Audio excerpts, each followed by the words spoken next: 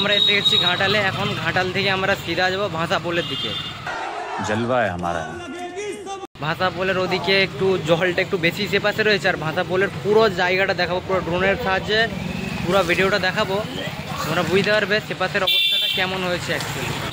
তো চলো, এখন আমরা সবাই আছি এখানে। দেখো দাদা আছে, এদিকে মোনাদা আছে, সবাই মিলে আমরা ওদিকে যাবো, তারপর পুরোটা দেখাচ্ছি তোমাদেরকে। চলো।